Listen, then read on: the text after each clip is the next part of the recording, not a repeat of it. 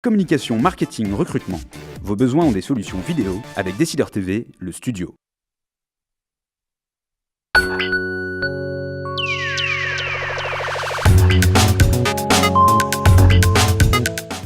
Les décideurs de la gestion s'engagent, les conseils. C'est la partie pratique de l'émission Les décideurs de la gestion.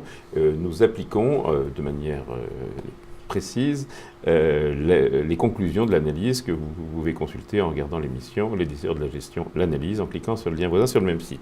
Alors je suis avec Daniel Tendu de Gestion 21. Daniel, si j'achète une valeur aujourd'hui, je pense qu'on peut acheter Michelin. La réaction de cette semaine du marché à la baisse, donc à peu près de 5%, nous semble exagérée.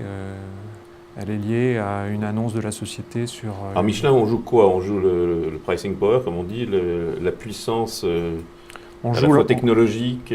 Oui, tout ça, on joue ça à moyen terme. C'est un dossier que l'on peut estimer confortable pour investir à 2-3 ans. Et alors, sur un secteur automobile qui est en pleine expansion dans le monde, même si nous, on a un prisme un peu différent vu de France, Michelin a les moyens de profiter de tous ces niveaux d'immatriculation dans des pays nouveaux. Oui, Michelin vient de... Michelin est quand même cher. C'est le principe en positionnement prix par rapport sur son marché. Oui, ça ne l'empêche pas de gagner des parts de marché dans certains pays.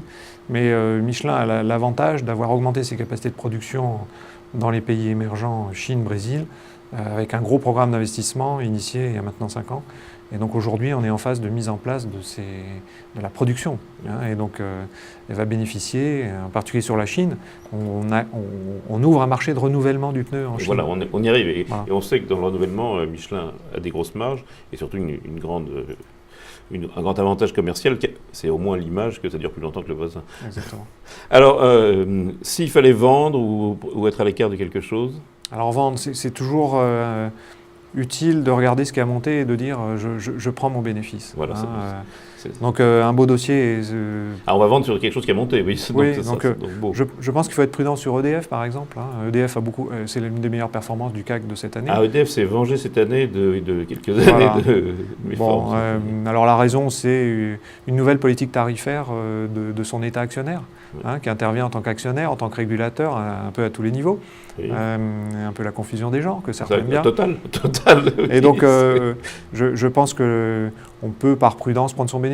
Alors, ce n'est pas pour autant que l'entreprise les mérite. Mais, Bien. Et un joker?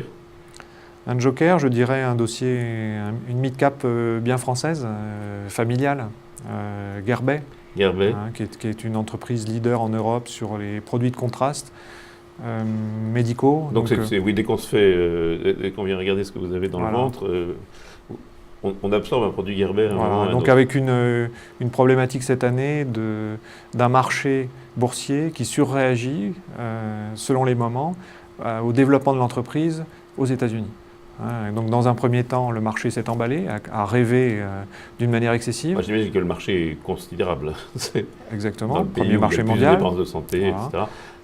Et dans un deuxième temps, le marché a été déçu parce que, bien évidemment, ça ne va pas assez vite. Et donc le marché aujourd'hui, le cours est relativement raisonnable.